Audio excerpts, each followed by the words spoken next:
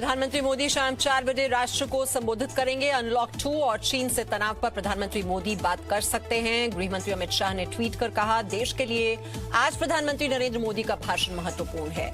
जी news पर देखिए PM का पूरा संबोधन। भारत और चीन की सेना के बीच कोर कमांडर स्तर की बैठक जारी। सूत्रों के मुताबिक त्रिशूल में भारत की सीमा पर बने बॉर्डर पर्सनल मीटिंग प्वाइंट पर बैठक। गलवान में संघर्ष के बाद भारत चीन की 2 बार कोर कमांडर स्तर की बातचीत हो चुकी है। अपने नागरिकों पर वीजा पाबंदी लगाने की चीन की धमकी पर अमेरिका ने जवाब दिया। अमेरिकी विदेश मंत्री माइक पॉम्पियो ने कहा, यह हांगकांग के लोगों के प्रति अपना वादा तोड़ने की चीन की नई मिसाल है, लेकिन इससे अमेरिका के रवैये में कोई बदलाव नहीं आने वाला।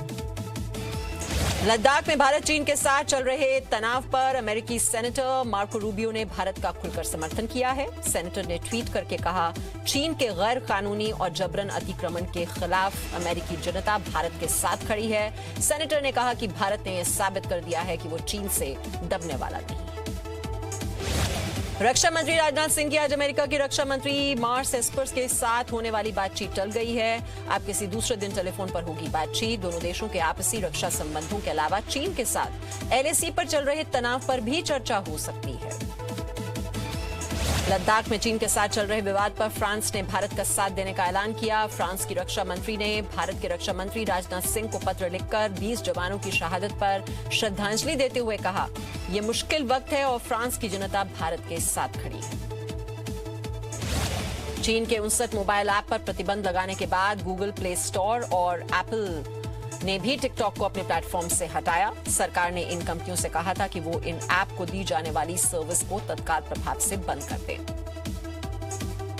भारत में प्रतिबंध लगने के बाद चीन के मोबाइल ऐप टिकटॉक ने अपनी सफाई जारी की है। टिकटॉक ने कहा है कि हम किसी यूजर का डेटा विदेशी सरकार से साझा नहीं करते, यहां तक कि चीन की सरकार से भी नहीं करते। टिकटॉक ने भारत सरकार से अपना पक्ष रखने की मंजूरी मांगी है। कांग्रेस नेता संजय निरुपम ने टिकटॉक पर रोक के फैसले पर सवाल उठाए। निरुपम ने कहा, ऐसा करने से हमारे देश के लाखों नौजवान बेरोजगार हो जाएंगे। आम लोग भी सस्ते, शुद्ध और देसी मनोरंजन से महरूम हो जाएंगे। निरुपम ने टिकटॉक स्टारों के लिए रोक को दुखद बताया। मुंबई के रहने वाले युवक अंकित अग्रवाल ने रिप्लेस इट नाम का मोबाइल ऐप तैयार किया है। इस ऐप पर किसी भी वस्तु का बारकोड स्कैन करते ही उसकी पूरी जानकारी सामने आ जाती है। अंकित का कहना है कि इससे दूसरे नामों से चीजें बेचने की कोशिश कर रहे चीन की धोखेबाजी आसानी से पकड़ी जा सकेगी। भारतीय कम्युनिस्ट पार्टी के नेता डी राजा ने चीन के खिलाफ अपनी चुप्पी तोड़ी। कहा, दोनों पक्षों को आगे बढ़ना चाहिए और सीमा विवाद का सौहार्दपूर्ण तरीके से समाधान खोजना चाहिए। देश में पेट्रोल डीजल के दामों को बढ़ाना उचित नहीं ठहराया जा सकता। हम इसके खिलाफ आंदोलन करेंगे। चीन की विस्तारवादी नीतियों के खिलाफ दुनिया में गुस्सा बढ़ा। कनाडा के टोरंटो में तिब्बती यूथ कांग्रेस ने चीन के दूतावास के बाहर प्रदर्शन किया। प्रदर्शनकारी हाथों में प्लेकार्ड लेकर आए थे, जिन पर लिखा था कि तिब्बत इस जंग में भारत के साथ है। चीन को करारा जवाब देने के लिए भारतीय सेना को धन्यवाद भी किया। चीन के साथ सीमा विवाद के बीच भारतीय नौसेना ने हिंद महासागर में निगरानी बढ़ा दी है। अमेरिका और जापान की नौसेना के साथ भारतीय नौसेना ने हिंद महासागर में बड़ा युद्ध अभ्यास किया, जिसमें भारतीय नौसेना के आईएनएस राणा और आईएनएस कुलिश शामिल है। तिब्बत के निर्वासित राष्ट्रपति ने कहा है कि भारत को चीन के साथ द्विपक्षीय वार्ता में तिब्बत का मुद्दा उठाना चाहिए। तिब्बत, भारत और चीन के बीच तनाव का एक मुद्दा तिब्बत भी है। चीन ने एक बार फिर भूटान की जमीन पर अपना दावा पेश किया है। चीन ने कहा है कि यह जमीन विवादित है, जिस पर हमारा अधिकार है। भूटान ने चीन की इस हरकत का कड़ा विरोध किया। ग्लोबल एनवायरमेंट फैसिलिटी काउंसिल की 58वीं बैठक में चीन ने यह मुद्दा उठाया। जम्मू कश्मीर के अनंतनाग में आतंकियों से मुठभेड़ में सुरक्षा बलों ने 2 आतंकियों को मार गिराया। दोनों आतंकियों ने 3 दिन पहले सीआरपीएफ के एक जवान और एक 5 साल के बच्चे की हत्या की। पाकिस्तान से आए धमकी भरे कॉल के बाद मुंबई में ताज होटल की सुरक्षा कड़ी कर दी गई है। होटल के आसपास स्थानीय पुलिस के अलावा कमांडो को भी लगाया गया है। साथ ही खुफिया एजेंसियां भी धमकी देने वाले की तलाश में जुटी हुई हैं। जम्मू कश्मीर के कटरा में आज सुबह भूकंप के झटके महसूस किए गए। भूकंप की तीव्रता रिक्टर स्केल पर 4.0 आंकी गई। राष्ट्रीय भूकंप केंद्र के मुताबिक भूकंप का जो केंद्र है वो कटरा से 84 किलोमीटर दूर था। छोटे छोटे भूकंपों को भूविज्ञानी किसी बड़े संकट की आहट मान रहे हैं। आंध्र प्रदेश के विशाखापट्टनम की एक फार्मा कंपनी में गैस रिसाव होने से हादसा हुआ। चपेट में आने से 2 लोगों की मौत हो गई। गैस रिसाव के बाद प्रशासन और पुलिस की टीमें मौके पर पहुंची और राहत का काम चलाया। उत्तराखंड में कल से 4 धाम यात्रा शुरू होने जा रही है। कोरोना संक्रमण को देखते हुए फिलहाल उत्तराखंड के लोगों को ही यात्रा की इजाजत दी गई है। दूसरे राज्यों के यात्रियों को फिलहाल इंतजार करना होगा। 4 धाम की यात्रा करने वालों को पंजीकरण के साथ ही सामाजिक दूरी का भी ध्यान रखना होगा। यूपी पुलिस ने सीएए विरोधी दंगों में शामिल होने के आरोप में कांग्रेस नेता शाहनवाज आलम को गिरफ्तार किया है। शाहनवाज आलम यूपी कांग्रेस अल्पसंख्यक प्रकोष्ठ का अध्यक्ष था। आरोप है कि पिछले साल 19 दिसंबर को लखनऊ में भड़के सीएए विरोधी दंगों में शाहनवाज आलम का अहम रोल था। कांग्रेस नेता राशिद अल्वी ने बीजेपी से सवाल पूछा है कि अगर पीएम केयर्स फंड में चीन की फंडिंग है तो क्या बीजेपी अब बताएगी कि वो किसकी एजेंट है। राशिद अल्वी ने कहा कि हर बात के लिए नेहरू को जिम्मेदार ठहराना किसी मजाक से कम नहीं है। बीजेपी नेता श्याम जाजू ने कहा है कि चीन का पहली बार मोदी जी से पाला पड़ा है। मोदी जी आंख में आंख डालकर चीन को जवाब दे रहे हैं। वहीं दूसरी ओर कई लोग ऐसे हैं जो पीछे से दुश्मन देश से पैसा ले लेते हैं। ऐसे लोगों को देश हित के मामलों में बोलने का कोई हक नहीं। संदेशरा ग्रुप के बैंक फ्रॉड मामले में कांग्रेस नेता अहमद पटेल से ईडी की पूछताछ जारी है। अहमद पटेल से पहले उनके बेटे फैजल पटेल और दामाद इरफान सिद्दीकी से कई बार पूछताछ हो चुकी है। मुंबई पुलिस ने सुशांत राजपूत के ट्वीट्स की जानकारी के लिए ट्विटर इंडिया को एक चिट्ठी लिखी है। सूत्रों के मुताबिक पुलिस ने ट्विटर इंडिया को सुशांत सिंह राजपूत के हैंडल से जुड़ी डिटेल्स मांगी है। पुलिस जानना चाहती है कि कहीं सुशांत के अकाउंट से कोई ट्वीट डिलीट तो नहीं किया गया। बीजेपी महासचिव राम माधव का हुर्रियत नेता सईद अली शाह गिलानी पर आरोप। कहा, हजारों कश्मीरी युवाओं परिवारों को बर्बाद करने के लिए अकेले गिलानी जिम्मेदार है। कल गिलानी ने ऑल पार्टी हुर्रियत कॉन्फ्रेंस से इस्तीफा दे दिया था।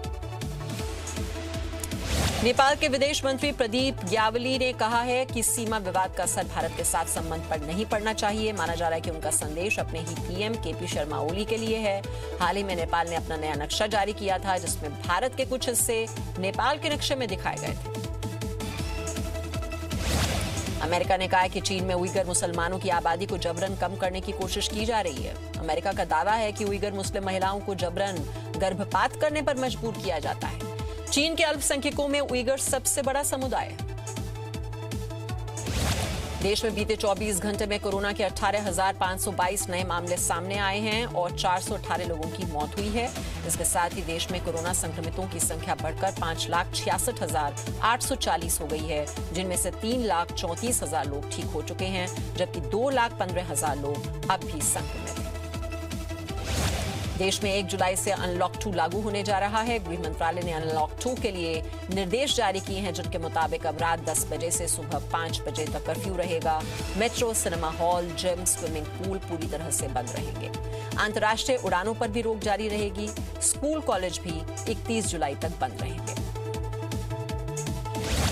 महाराष्ट्र और नागालैंड सरकार ने लॉकडाउन बढ़ाने का फैसला लिया है। नागालैंड में 15 जुलाई तक और महाराष्ट्र में 31 जुलाई तक लॉकडाउन बढ़ाया गया है। महाराष्ट्र में जरूरी सामानों की दुकानें खुली रहेंगी, जबकि दूसरी दुकानें ऑड इवन के हिसाब से खुलेंगी। गृह मंत्रालय ने दिल्ली में घर घर स्क्रीनिंग योजना पर रोक लगा दी है। पहले कंटेनमेंट जोन के सभी घरों की स्क्रीनिंग और सर्वे किया जाएगा। केंद्र के निर्देश के बाद ही दिल्ली सरकार ने यहां के 35 लाख से ज्यादा घरों की स्क्रीनिंग के आदेश दिए थे। दिल्ली से सटे गुरुग्राम में कल से मॉल खोले जाएंगे। इसको लेकर तैयारी की जा रही है। पिछले करीब 3 महीने से ये मॉल बंद थे। मॉल दुकानदारों ने अपनी दुकानों से खराब और एक्सपायरी डेट के सामान को बाहर निकाला। मॉल प्रबंधन ने सामाजिक दूरी बनाए रखने के लिए 2 गज की दूरी पर निशान बनाए।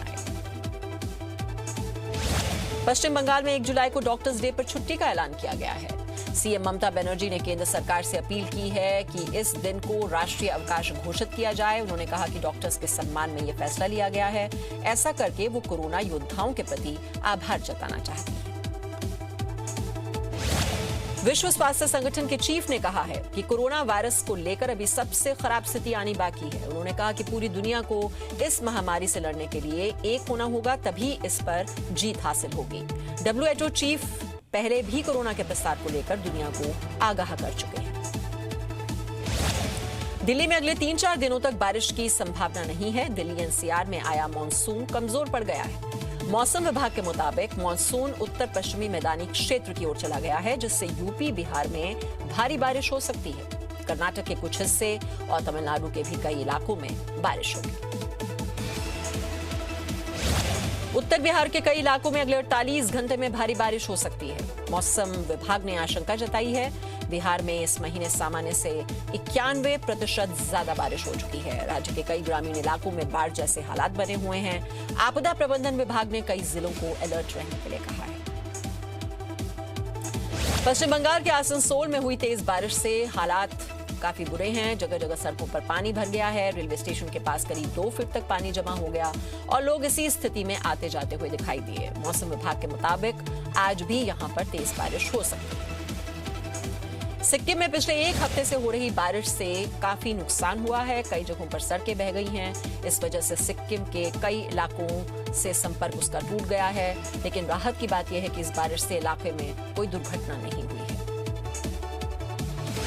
मुंबई में रहने वाले आम आदमी से लेकर सेलिब्रिटी तक जून महीने का बिजली बिल देखकर तिलमिला गए हैं। अभिनेत्री तापसी पन्नू का अप्रैल महीने का बिल 4,390 रुपए और अब जून का 36,000 रुपए बिल आया है। रेणुका शहाणे का अप्रैल का बिल 29,700 रुपए आया है।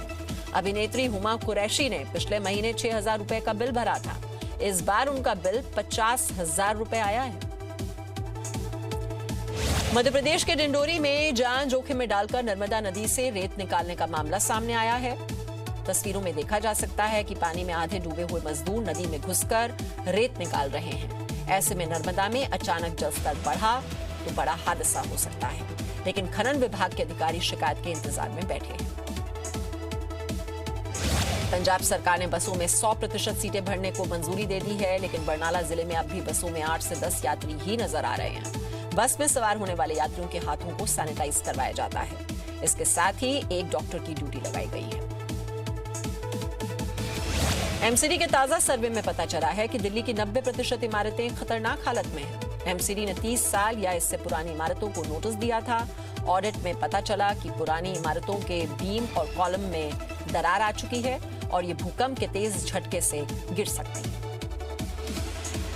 हरियाणा के रोहतक में 7 साल की बच्ची अपने क्रिकेट की वजह से मशहूर हो रही है। परी शर्मा नाम की बच्ची धोनी और कोहली की तरह अभी से शॉट लगाती है। क्रिकेटर आकाश चोपड़ा ने इस बच्ची का वीडियो सोशल मीडिया पर शेयर भी किया है।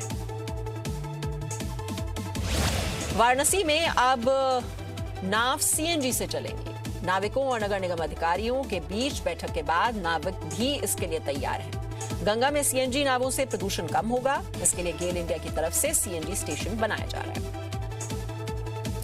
जम्मू कश्मीर की राजधानी श्रीनगर में सेना ने स्थानीय लोगों के लिए रक्तदान किया। कोरोना महामारी के चलते यहां पर काफी लोग बीमार पड़ रहे हैं। ब्लड बैंक में खून की कमी हो रही थी और इसी वजह से सेना ने मदद का फैसला लिया। राजस्थान के डूंगरपुर में वीडियो कॉल कर शादी कराई गई। लॉकडाउन की वजह से लड़का दक्षिण अफ्रीका में फंस गया था और लड़की यहां पर थी। 29 जून को दोनों की शादी होनी थी। इसी वजह से परिवार वालों ने दोनों को इंटरनेट पर कनेक्ट कराया और शादी करवा दी। अमेरिका के राष्ट्रपति रहे जॉर्ज वॉशिंगटन की मूर्ति पर किसी ने लाल रंग डाल दिया है। मूर्ति को नुकसान भी पहुंचाया गया। मूर्ति के नीचे नस्लवादियों को खत्म करो जैसी टिप्पणी भी लिखी गई। ये मूर्ति बाल्टीमोर के एक पार्क में लगी है। ब्राजील के साओ पोलो में कोरोना का आखिरी मरीज अस्पताल से डिस्चार्ज किया गया। इसके साथ ही फीड अस्पताल को बंद करने की तैयारी कर ली गई। शहर का चर्च भी खोल दिया गया है और लंबे वक्त के बाद चर्च पहुंचे लोगों ने ईश्वर से प्रार्थना की। थाईलैंड में हाथियों को परेशान किए जाने का एक वीडियो सोशल मीडिया पर डाला गया है।